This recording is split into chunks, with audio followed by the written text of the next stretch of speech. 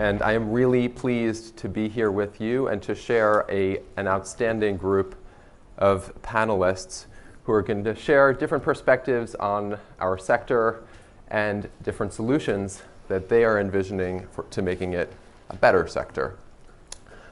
We are going to go down the line and just briefly introduce ourselves, and maybe we're going to keep things interesting, so I'll move up and down the line in different orders.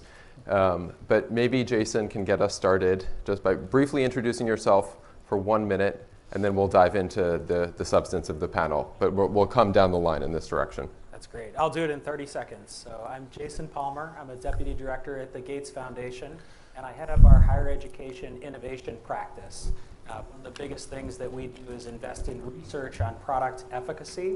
And one of the reasons why we wanted to participate in this panel was because product efficacy is not something that's well appreciated right now in the marketplace, both among entrepreneurs and also the purchasers, whether those be colleges, universities, K-12 systems. And we want to make for a better, more efficacious marketplace. We need to have everybody be more aware of the efficacy of products. Hi everyone, I'm Allison Dulin Salisbury. I'm the Director of Higher Education at EdSurge. EdSurge is a news and information company that helps schools find, selecting, use the right technology. It's mostly been in K-12 since it started 5 years ago, and the Higher Education division is new as of a few months ago. Hi, I'm Friedlander. I think I'm the token K-12 member of the panel. I'm very recently former Chief Information Officer for New York City Department of Education, and now CEO of a brand new, very small nonprofit called the Technology for Education Consortium. And we're focused on services specifically around information transparency, helping K-12 public school districts figure out what's the best technology and what's the best price. Hi everybody, I'm Bart Epstein. I'm a research associate professor at the University of Virginia Curry School of Education and the founding CEO of Jefferson Education, which is the nation's only support program not for startups, but rather for growth stage education companies. And we work with companies that are past the startup phase and doing the unglamorous, difficult work of scaling education businesses, learning how to expand their footprint while maintaining quality, and importantly, while doing research to prove that their products actually do what their marketing departments claim. Thank you. I want to start out just by kind of defining what we mean by win, and to do so to kind of frame the stakes for our discussion here. When we say win, it means more, I think, than just make money, return value to investors. To me, it means the market functioning efficiently. And functioning efficiently means the good products rising to the top and the products that don't work failing. And this came up in our planning call, and Allison, I thought you did a great job of kind of defining the stakes for why is it important that we have an efficient marketplace. That sounds like a dry economics term, but I thought you did a great job of bringing to life what really are the stakes in that question. So can you share that with us, just to kind of frame the discussion for us today? Sure, of course. So at EdSurge, we talk about it in terms of it's a two-sided market. You need smarter supply, you need smarter demand. So on the institution side, you need people asking big questions about how they want to shape the learning practices on their campus, what problems they want to solve. And then from that question comes what technologies can help best solve that problem. But right now, even if educators get to the place where they can define the problem, there's actually terrible information out there in terms of what products can support that process. There's huge information asymmetries in the market. Everyone is democratizing education with an adaptive, personalized learning product. And so how do we actually bring sort of a little bit more of a taxonomy to the language that we use? How do we make information objective and independent so that these educators can make better decisions? And then how do products actually live into their promises so that it's not just who has the biggest sales force and who can sit down with faculty over coffee, but actually what products have efficacy research behind them. And I think that there's also a pretty big question around sort of what implementation looks like. And so I think one of the really hard things about what a quality marketplace for EdTech means and how that's driven by efficacy is that a product doesn't solve your problems. Practices solve your problems. And so a product used in one context could be a 5-star out of 5, and a product used in another context could not work at all. And so I think part of this is bringing a little more visibility into what do we mean by efficacy and what do we mean by success, and then having that baked into how companies talk about what they do and for whom. Jason, did you want to jump in there? I see you nodding in response. Yeah, I was thinking about, so at the foundation we've spent more than $50 million over the last X years in the higher ed side alone. That's not even talking about K-12, to try to determine the efficacy of various products. We went in with a little bit of a product mindset. We're a little bit of a product company. And what's come back from a lot of the research matches what you're saying, actually, that it's more about the educational practices that surround the product. For example, if you deploy something like Civitas Learning or EAB or Starfish, which are systems that help you, in a way, automate your degree planning and the systems you use to monitor students while they're going to college. These are excellent systems, but it's not as though one system is a 5-star and the other is a 4-star and the other is a 3-star. Did you actually redesign your whole advising function? Are you hiring the right level of professional advisors for that first year experience so that the students are actually choosing their major and thinking about what career they want to go into? There are practices that are actually more important than the products you deploy, and if you don't have a good fit between the products you deploy and the way you're trying to redesign your institution, then you're not going to have any success at all. So when we look back at a lot of those efficacy studies, what we find is that it basically says sometimes it works, sometimes it doesn't work. It depends on what your use case is. And that's a pretty wide range of possibilities. So we're trying to sort through that ourselves and figure out how do we, because institutions are always saying to us, Gates Foundation, share more of your research with us. And we do. It's always published. All of our partners, as part of the rules of the game, if you get a funding from us, you need to publish your research. But it doesn't necessarily give you a clear roadmap if you just read the research to what you should actually do at your institution. So unfortunately, it's not so simple as 100 people on Yelp like this product, so I should go to that restaurant. It's more complicated here. Bart, go ahead. That's right. And one of the things that's most important to understand is there is no such thing as what works. I think the worst named initiative ever is the What Works Clearinghouse, because it should be called the What Works under certain circumstances, with certain teachers, with a certain amount of support, with certain types of students, for a program that has been operating for a certain amount of time within a certain geography.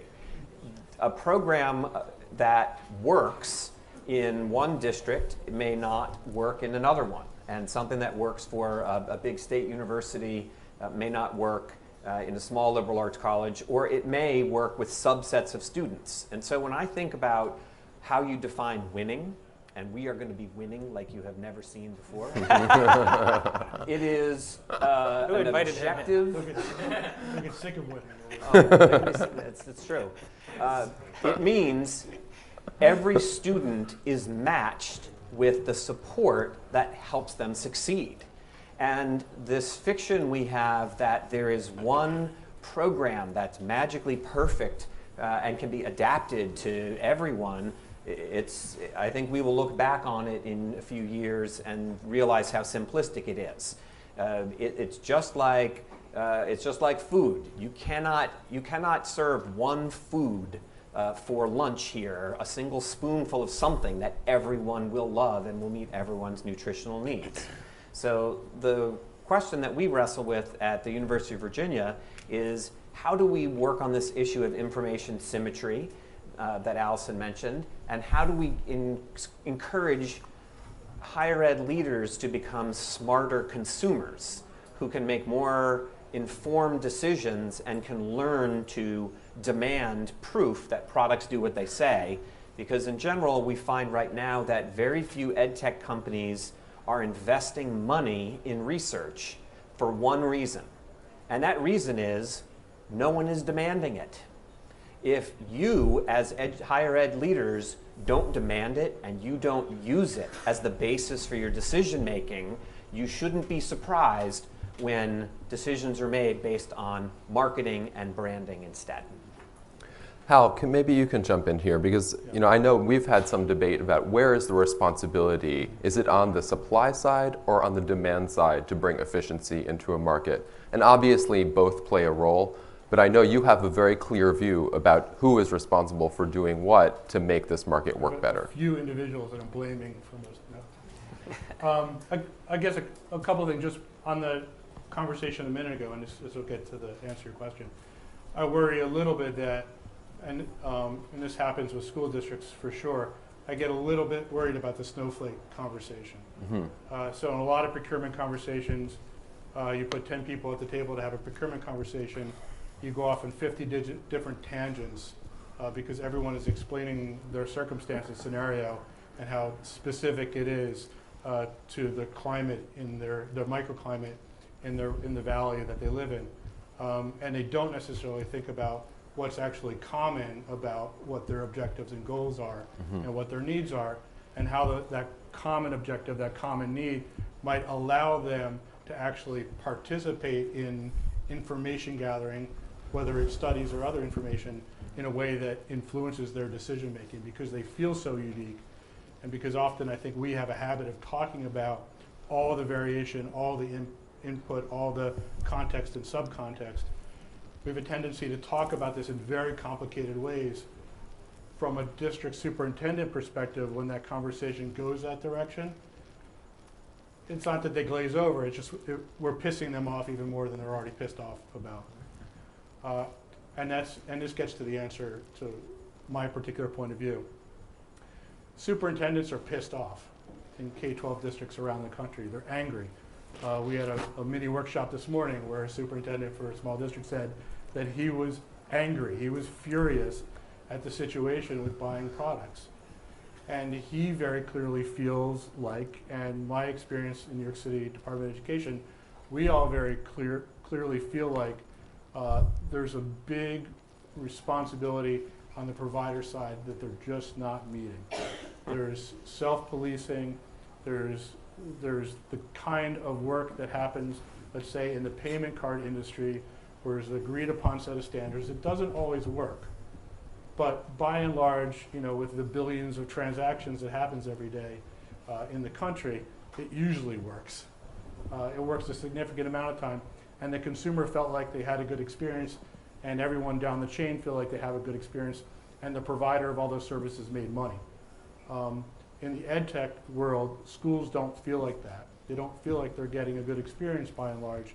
And I know from the provider side, the providers don't feel like they're in a sustainable situation in terms of selling to school districts.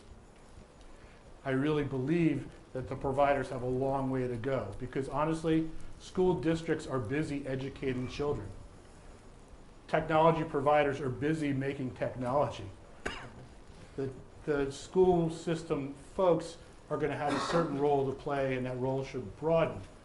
But they're not going to design the technology, and they're not going to market the technology, and they're not going to lead the role in implementing the technology in their district. That all has to come from the providers. And providers have to come up with a really unified way to think about that and approach that. And a lot of that has to do with making sure your information, if you're a technology provider, is out there and available. And when I say information, I mean the information that folks up here are talking about. And then I also mean price. So who's using your product, what's their experience like, and how much are they paying for it? And that's going to make the experience of that buyer much better, and it's going to encourage them to buy more. And they're talking about asymmetry up here. And so everyone knows George Ackerley and the market for lemons and that whole thing. But one of the fundamental problems with asymmetry is that it breaks the market. Buyers get so upset with the crap that they're buying that they stop buying it. They walk away from the market because the only sellers are the ones who are selling crap, and everyone eventually knows that. I don't have to explain the whole paper. If you haven't read it, everyone can go read there's a summary on the internet. It's 2 paragraphs. But that's the fundamental problem, is that the buyers in the school districts are getting pissed off because of information asymmetry. The providers have a clear solution to that, which is to publish information about how you're doing the studies. If you don't have a study, go get that stuff. Go get studies. There are folks up here in the panel that you can partner with to get that done. and publish satisfaction surveys coming out of your districts that you're working with, if you're working with school districts, and publish your pricing. And the world will be a better place. Food will taste better, the sun will be better. So Bart, you've been a vendor, and now you work inside an educational institution. I think Yes. that gives you kind of a unique dual perspective on the supply and the demand side. Yes. You tell us, like when you were at tutor.com, what was it like to be in this situation? And do you think there is any hope for counting on the vendors to self-police this industry? I have a particular view on this, but tell us, you've been on both sides of the table, so what's your perspective? Well, we were encouraged to disagree on the panel. I'm delighted to have an opportunity to not only disagree, but to be right. So I will make my case for why you cannot expect a market to function in which you cannot push a string. There is no way that you can expect the vendors to do the right thing and self-police without sufficient oversight and demand from sophisticated consumers. In some cases, it takes a while for markets to come into equilibrium, and excuse me, if in this case, the buyers are getting frustrated because there's not enough information and they're outmaneuvered. The answer may be that they form information co-ops. And for example, the last panel here featured the University Innovation Alliance, which brings together 11 high-quality public universities who are sharing information about what they're doing and what works. And it's up to nonprofits and government and watchdog organizations like yours to gather the information and to put it out into the market. But not, I think the chances of the vendors suddenly shaping up and saying, hey, I was going to sell this to you for $25,000, but if you push me, I'll sell it for $22,000. I think that's never going to happen. I think it has to be empowerment of the consumers so that the consumers will say, just like car buyers do now. Last time I bought a car, I walked in and I said, look, I read on the internet, I know how much your dealer holdback is and that you get these credits and you have these dollars and this is my offer. And the consumers who become more sophisticated will get better deals. And I would suggest that it's an okay middle state to have some consumers getting a better deal, because as the word gets out through your efforts, the others will copy. Right. And obviously, you know, we're forming that cooperative of information for K-12. So obviously we agreed to in some significant ways there. And the only thing I would say though is that, you know, if this is an arms race and the K-12 districts are just getting started, because, you know, we're not alone here on the K-12 side in terms of what our organization is doing. There's Learn Trials, there's Noodle Markets, there's EdSurge, there's Common Sense. There's a lot of organizations with a lot of support from Gates that's really looking at this issue and trying to make sure that the buyers are as well informed as they can possibly be about what's out there. What I would warn the providers about is that, you know, if you abdicate your responsibility in terms of looking at the potential to do some self-policing, and you let the buyer turn the tables in the asymmetry problem. So suddenly they know all about your product, they know all about your pricing, plus they know the stuff that you never knew to begin with, which is what their objectives were and what their future plans are. Then we could see a reverse of the situation relatively soon, where the buyers are outsmarting the sellers. The only problem with that is that it doesn't necessarily get to a quality conversation, where there's some sort of balance in that conversation that's driving higher quality in terms of products. And that's what I'm a little worried about. Sure, we can turn the tables. We can put resources and money into making sure the buyers have all that information. But unless there's a commitment from the providers to somehow participate in that, either through self-policing or some other kind of engagement, which also is equally hard to pull off. I think we get a reversal, and I don't know that there's a model out for that, but you know, that's one of the concerns, because what we don't want to do is stifle innovation that's going to get us to higher quality. I mean, I don't think it's a coincidence that 3 out of our 4 panelists are involved with creating new intermediary organizations that are trying to get past this kind of fundamentally adversarial relationship between the vendor and the buyer. You know, I see that as one of the kind of reasons why it takes 18 months to sell a product into a school district, because there's this premise that they're trying to cheat us, and we're going to create all these layers of regulation and rules to make sure we're not cheated out of a single red cent. It's sort of predicated on this adversarial premise, but what I hear emerging is that there's 2 ways this could go. We could go into this like fundamentally kind of negative market for lemons where everybody is suspicious of everybody else, or there's a more collaborative mechanism, maybe through some new set of intermediaries where the market can clear efficiently with both buyers and sellers coming together to share information in a more collaborative way. So Allison, I think that's part of your vision for higher EdSurge. Is that right? And tell me if you think I'm getting that right. So I actually think they're both of them are right and wrong. So I think that companies have to be a lot better at providing information, real information. We have a product catalog at EdSurge, and we try to get companies to submit information that is accurate, and we end up having to spend a lot of time culling through it to make sure actually what they represent publicly is objective. They're terrible at doing it. On the other hand, I think that educators and sort of on the higher ed side, administrators and faculty are absolutely terrible at engaging in these conversations. They, I think, default to a vendor relationship versus a partner relationship. And at EdSurge, we actually banned the word vendor. We don't allow anyone to use it at the company because we don't believe that buying an EdTech product that potentially core to the learning experience is the same as buying a toaster or a blender or a refrigerator. And so it's not a vendor relationship, it is a partnership relationship. And that is messy.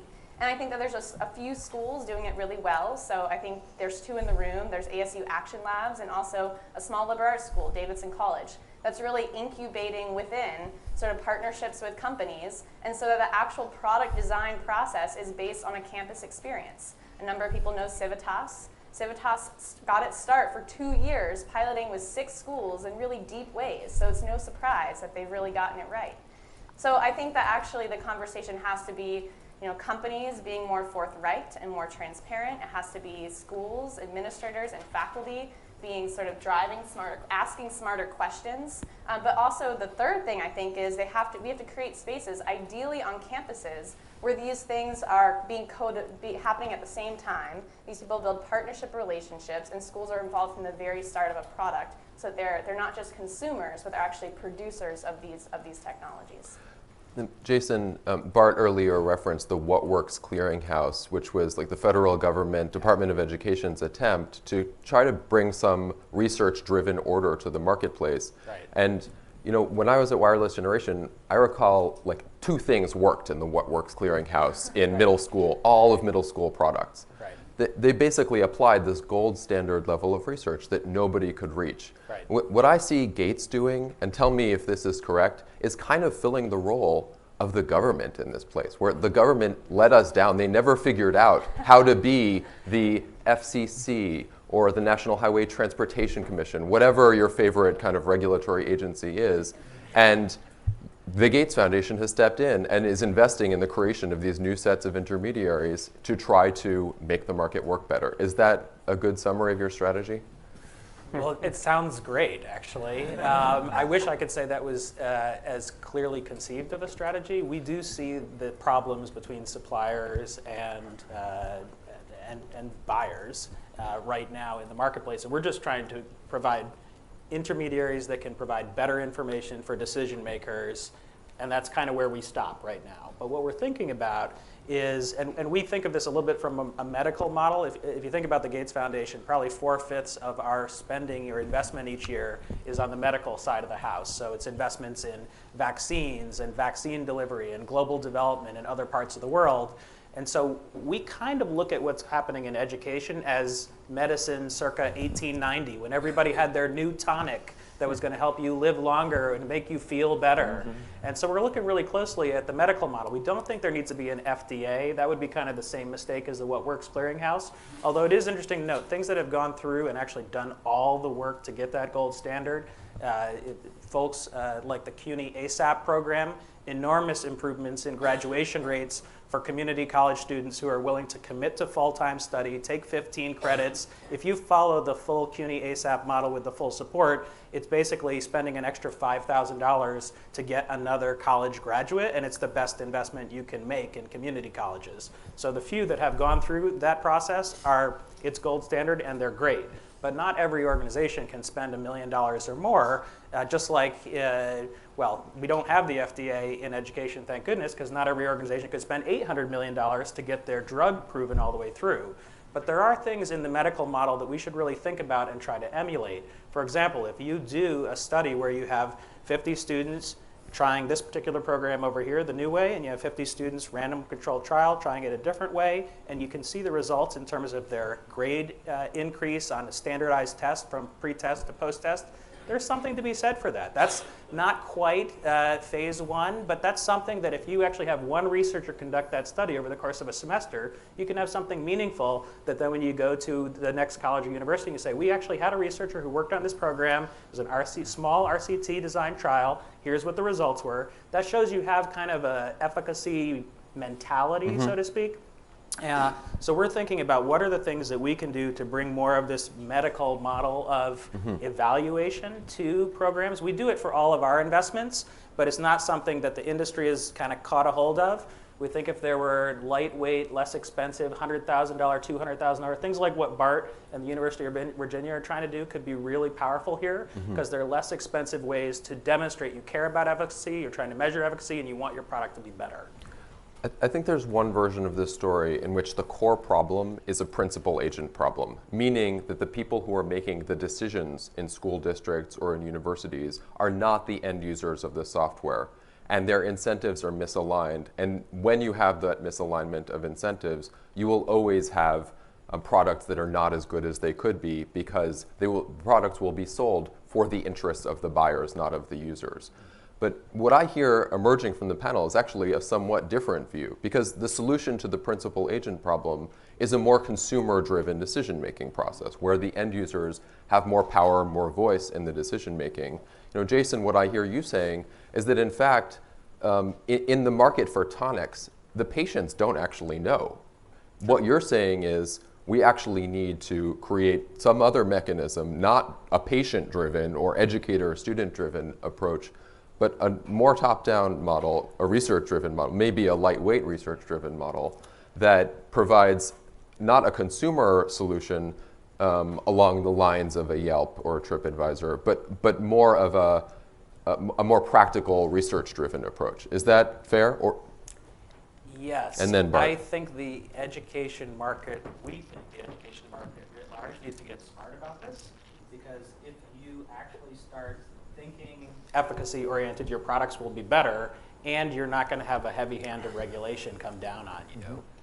I also think the buyers need to get much smarter. If you just include in your RFPs right now that every single product that submits needs to also submit any efficacy studies or other research that's been done that supports this particular program, that'll change things overnight. It doesn't have to say that you have gone through the What Works clearinghouse, but it has to say you care about research and that you want to see the efficacy of the product. Trust me, the companies that make education products will care a lot if that simple sentence is included in your RFPs. And if it's properly weighted and it's incorporated at the proper time. When I was a vendor, partner, we built the world's largest online tutoring and homework help service, and we have a program that to this day provides live online tutors for every child whose parent serves in the US military.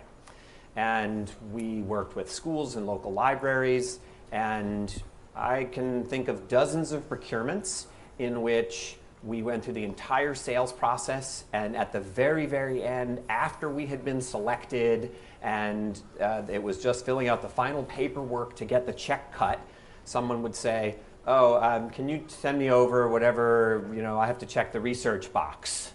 And the first time it happened, we thought, we haven't done real, rigorous, independent third-party research. We kind of rooted around and found, well, this is a case study written by our marketing department. Let's put 2 footnotes in, and one of the footnotes will have n equals something in parentheses. And we sent it. That's it. I mean, Right. it was not used as part of the decision-making process, and that's a problem. So the approach that we're taking at Jefferson Education at University of Virginia is we are trying to combat the lemon problem by identifying who are the companies that are doing it right and have a commitment to demonstrating that their products do what they say, so that we can shine a spotlight on them and help them grow, in the hopes that a few years from now, other people will look around and say, boy, you know, Echo 360 is really successful and Agile Mind is everywhere. What do they have in common? Well, they, you know, under the guidance of Jefferson, they have been doing real research, and now they're bragging about their research, and they're using that research to challenge their competitors. So I think there's a real opportunity for the companies whose products are actually better to invest in research, and we should collectively support them and hold their competitors to a higher standard. I remember the first case in the Harvard Business School marketing course was about this great startup that built a cover for chickens' beaks. And it was to prevent chickens from pecking each other to death in the pens where they were kept. Amazing product. It saved tons of chickens' lives. You know, it was more humane. And the whole point of the case was these, you know, entrepreneurs came up with a great product and they totally failed in the market because they didn't understand the buying process. They didn't understand the incentives of farmers. They didn't understand the life cycle of chicks. There was, you know, everything that could have possibly gone wrong with the marketing of this product went wrong. A great product, in other words, failed in the chicken industry. And it fails in all sorts of industries all the time. Like Betamax was a better technology than VHS, but Betamax lost and VHS won. So isn't there a version of this in which we're being kind of naive that marketing is always going to drive the results of companies in a capitalist economy? That's kind of how we've set ourselves up. And you know, it seems like Hal, to some extent, you've given up on this idea of efficacy, and you're really focused on comparing prices of commodity technologies, a much more tangible and solvable problem. Is that because you don't believe that efficacy will really drive market results? No, it's not that we don't really believe that. We just believe that there are specific near-term ills that can be cured with information about pricing. Ultimately, if all that does, you know, some of the pricing stuff we looked at, you know, we looked at iPad pricing, we looked at the discrepancy in iPad pricing, and we looked at how districts were paying too much often based on the quantities of iPads they were buying compared to other districts.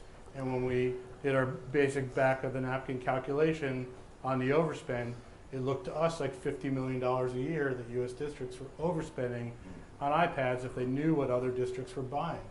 Now, it's not that we're not picking on Apple. We are picking on them, but you know, that issue isn't limited to Apple. That issue is a symptom of the asymmetry problem. But $50 million back in the coffers of U.S. districts will allow them to do other stuff. And if that other stuff is hiring more tutors, because that is a more proven, more effective strategy. Really good case study. I've read it. Then that's, I'm trying to help out because he's losing the argument. but you know, putting money back in their pockets is part of the strategy. Helping to make sure when they've made a decision about what they're going to buy that they're actually using their money effectively is part of the strategy. Trying to, you know, even up the playing field so districts feel like they're winning, which means they're getting the products they want without having to, you know, be dragged into some sort of hearing for what they ultimately spent on technology. That would be a big win. That would also get those districts out of the necessary habit of doing CYA about price because they're so worried they've made a bad decision. They're so worried they're getting ripped off that the only kind of back and forth, the only in-depth conversation that actually happens is where some procurement bureaucrat tries to beat up on the provider and tries to argue down a couple dollars here and there. And those are like best cases, a lot of districts say, oh, that's what you charge, great. They do the opposite of what you said happens on the showroom floor. Instead of saying, this is what I want to pay, they say, oh, that's the sticker price? Is there anything more you would like me to pay, or is that the minimum? And the districts that do negotiate mostly do it out of their own concern that they will show up in the newspaper with a bad headline or overpaying for something that doesn't work. So the pricing thing is a short-term issue. I see. Well, I mean, if I could jump in on that, Yeah. it's a short-term issue, but it's been a long-term problem in this industry. I mean, this isn't like tonics in 1890, actually, because nobody's was buying hundreds of thousands of tonics for children at the same time. $20 billion. And the prices were online, or in that case, in the magazine. You could buy the tonic for $9.99 or whatever it was. Here, we've had no prices. You have to call. The only folks who really have scaled effectively in this market are the ones who priced it at zero.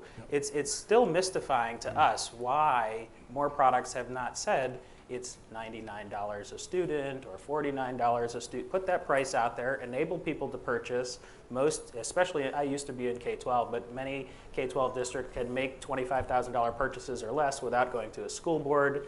Teachers actually spend up to $2,000 of their own money on products. It's really mystifying that more products are not putting their prices out there and letting the buyers buy more quickly. Mm-hmm. Now, that said, it's not a commodity market. The products are of varying degrees of quality, so we have to get price solved, but it has taken a long time to solve price, so I wouldn't be so quick to say it's the low-hanging fruit. This low-hanging fruit has been on the bottom of the tree for a long time, and it's not happening. So. And one of my worries about why it hasn't happened is that, and I've had providers tell me this, is that if other school districts found out how little we charged school district X, they would stop wanting to do business with us.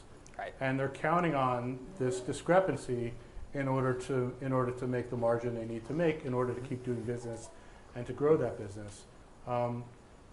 There's got to be a way. That's so short-sighted. I think pricing was invented in Mesopotamia circa 3000 BC. I mean, putting your pricing out there and letting more people buy is going to generate more sales. And doing really online sales, right? I mean, online sales. How many other online products do you know that say, call now for price? It's crazy. This is an e-commerce world we live in. You got to put your prices out there. The obfuscation is intentional. There's no doubt about it.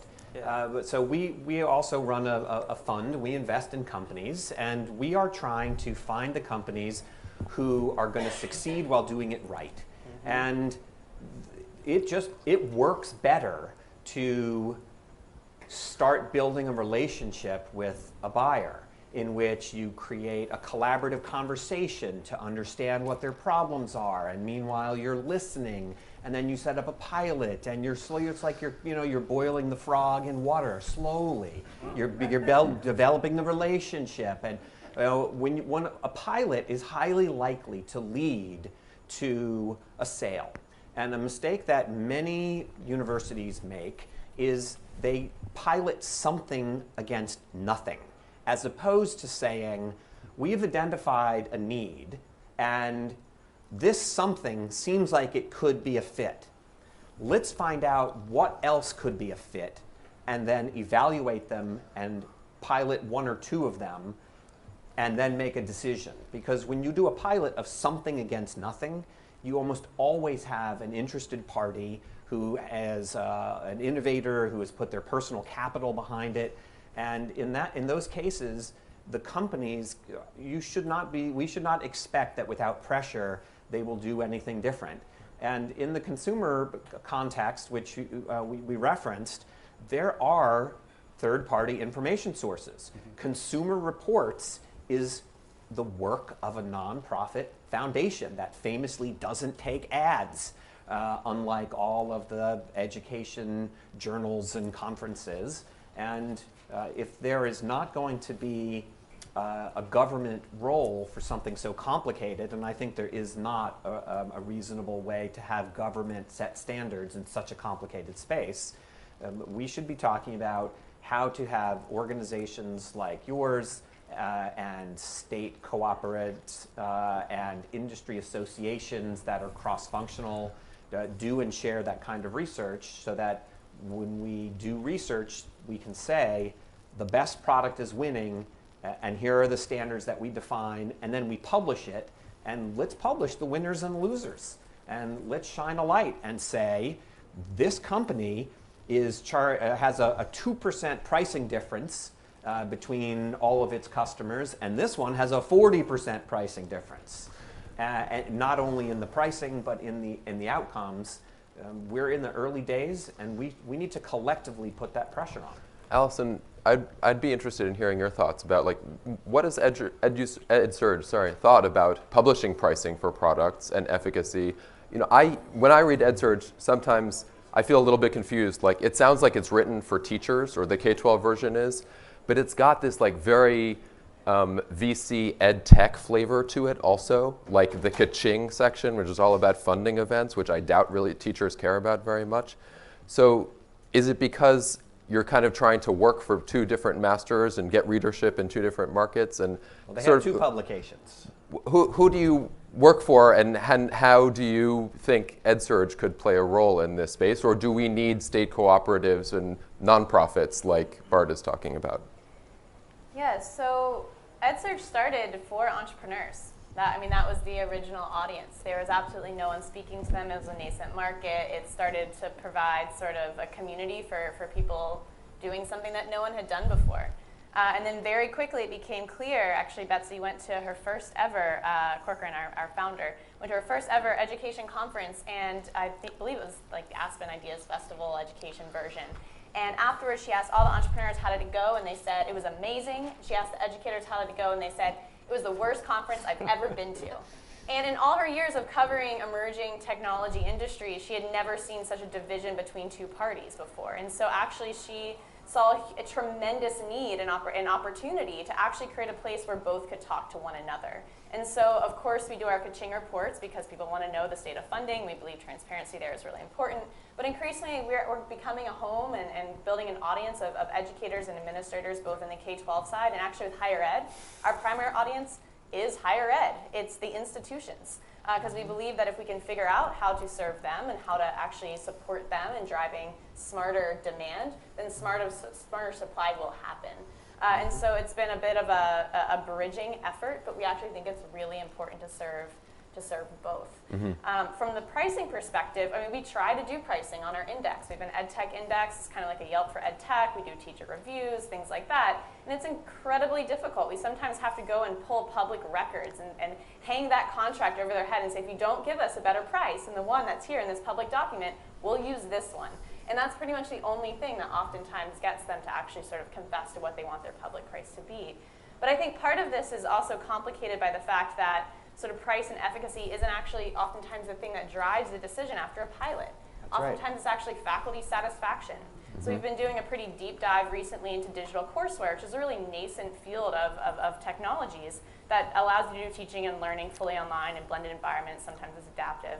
And there might be a lot of efficacy research behind some things like the Open Learning Initiative or other sort of fully online, perfectly integrated experiences where they think about the content, the assessment, the sequencing, and it's this beautiful model of a course.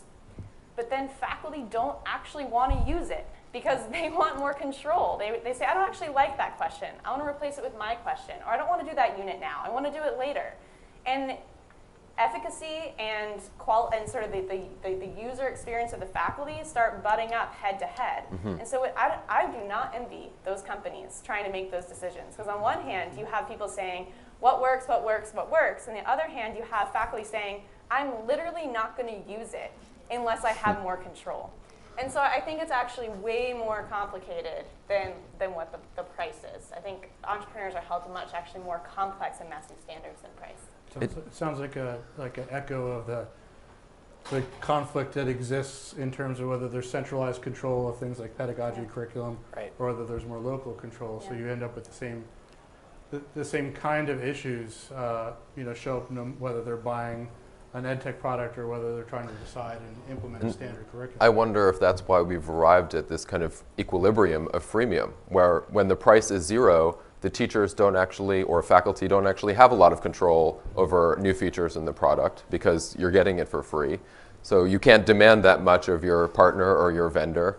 and you kind of end up in a market that clears only when the price is zero, that's when you have true fidelity to the model, when there is no control for the consumer. That doesn't say something very good. Maybe this answers your question, Jason. It doesn't say something very good, though, about the opportunities for bringing educators to the table in the creation of products and mashing up the technologists and the education thinkers. No, I think it actually shows the market is very broken. It's so hard to get the right fair price from educational institutions that buy using kind of an outdated procurement model, that it's easier to offer your product for free and then go to venture capitalists and get paid.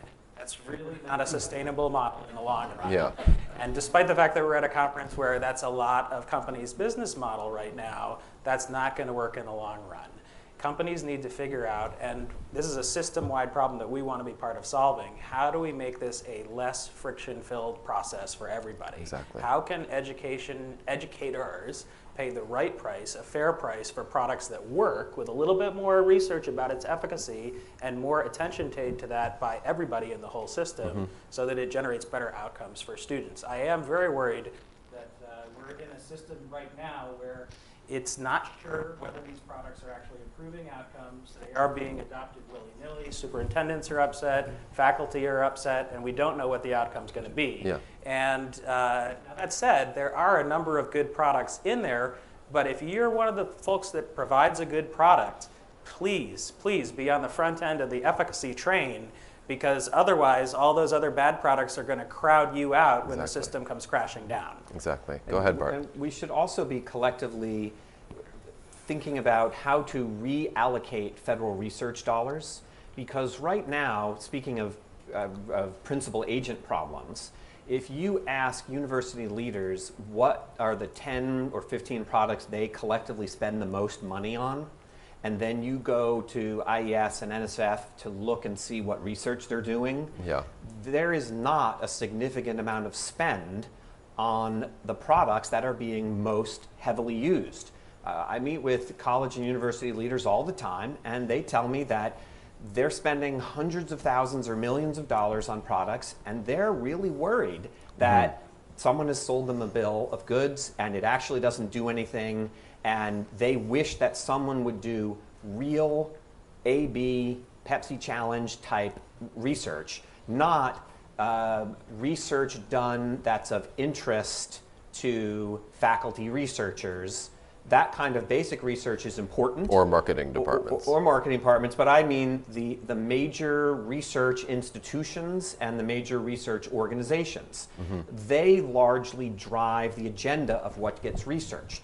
And if I were in charge of the federal research budget, I would say half of the budget gets spent on researching what works under what circumstances based on the demands of the educators, so that we would potentially survey higher ed leaders, and they might say to us, we want to know what's the difference between Starfish and Copley and Fidelis and Re-Up in the way that they approach retention and mentoring and coaching. And these would be real third-party, independent, funded by the government, using independent researchers to evaluate and compare each of these programs and to put out analysis that says, if you have this type of problem, our research shows that this program is likely to be more successful than that program, but we're not currently doing that, and the federal research community is not really a part of this conversation yet. So you're not giving up entirely on the government, but we need to reallocate resources at the government. We're going to shame everybody into shaming them. They're going to get on the trolley. I promised in the description of this panel that we would leave our audience energized by the opportunity for change. This has been a little bit depressing for the past few minutes. So I wonder, this panel is composed of folks, all of whom are working nonstop on this problem. I wonder if you can leave our audience with 1 minute of vision of how you think things might work better 5 years from now. If you are successful in your efforts, what is your vision of how things can change for the better? Maybe we'll just take volunteers of who wants to answer that. Well, one order. 5 years is a tough task. I'll say 15 years, and maybe we're lucky it'll be 10 years. But in some span of time, educators will be able to go somewhere to select products and download them or select them and still use them in the cloud. And you'll be able to compare price, efficacy, and ease of use or ease of deployment. And that is coming. It already is. You can see the beginnings of it in all the freemium services that are offered. They just don't yet have the right price, and there's not quite enough information about efficacy. And if you think about how quickly, like an app store, like the Apple App Store finally got so many mobile apps downloaded so quickly, it's once there was price, easy one-click ability to purchase it, the contract was pre-described and every contract was the same, and there's enough information there about whether it's good or not that it's good enough for you spending 99 cents on an app. There needs to be enough information about the quality of the products that's going to be the toughest part of this challenge, which is why we're focused there. But that is coming soon. It has happened in multiple industries that have been disrupted by internet and technology revolution, and it's coming to this industry too. It just may not come so quickly. And folks who get on the early end of this in terms of, especially the quality part, that's going to be the hardest part, you're going to be a winner. I also think you should move quickly on price because that's kind of a no-brainer. Go ahead. So I live in San Francisco, and when I hang out with my EdTech friends, they always think I'm the defender of the university, the traditional university. When I hang out with my university friends and colleagues, they always think I'm the Silicon Valley disruptor, the evil Silicon Valley disruptor. And I actually think that increasingly these two communities of people are finding more places to come together and build real relationships and partnerships. We've been running a series called The Radical Middle. And I think it's actually the stage before the marketplace that holds the most hope and potential. It's what I think it's not just how do we take products that already exist in the world and figure out how to scale them. It's actually how in sort of partnership and sort of through these relationships do we imagine brand new things that aren't possible without technology. And I think that there's tremendous potential there. I think colleges and universities are starting to create spaces on their campuses. I think the ASU Action Labs is one of the most interesting and exciting things happening right now. And I think more universities need to figure out how to invest in those spaces, how to hire the right people to run those facilities. And I think that actually the EdTech marketplace sort of becomes a place that we feel collective ownership over, and the word vendor naturally disappears. So, sort of want to address the snake oil charge. We had one of the last conversations that I had when I was at New York City DOE with a bunch of people who are responsible for instructional technology there, and they really talked about the snake oil problem. And no one says that out loud because it sounds so overdramatic. But people talk about the snake oil problem. I think I'm really optimistic. I know you're talking about 10 and 15 years. I want to be more optimistic than that. I think like anything that where technology finally gets a foothold, and I think the foothold is there. Excuse me. Things start to move fairly rapidly.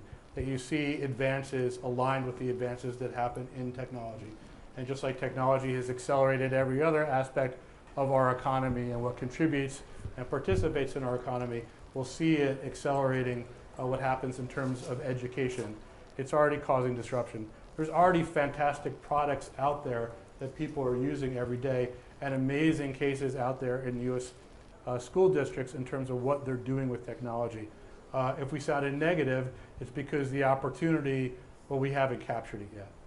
And we're maybe far away from that capture. But there's amazing stuff happening. I think because of the focus on this now, I think we see the snake oil get squeezed out of the market in the next 5 years. And what we have beyond that is real competition, real innovation across a set of products that really make a difference and are built by people who are willing to partner with educators in terms of the development and marketing and sales of those products.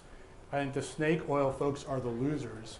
I think who's going to win now are the people who double down, where the money starts to flow in terms of research, in terms of innovation, in terms of partnership. So we see evolution at technology pace for these products.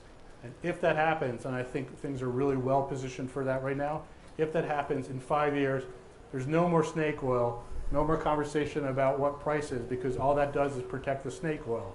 I think we're going to squeeze that out of the market in the next 5 years and have a really competitive, innovative market.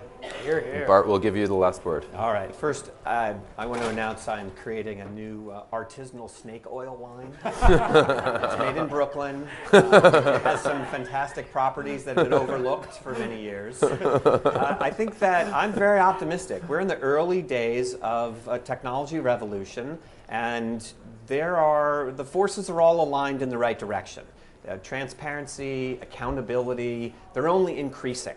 When all of you think merit, not marketing, is the right way that we should be doing it, and if we can spread that message of accountability and hold each other accountable and support the companies who are doing it right and support universities in their effort to put money and people, smart people, towards working on these issues, we'll make progress. In particular, in 5 years from now, schools of education will be doing a better job of training tomorrow's administrators and tomorrow's faculty to make intelligent decisions.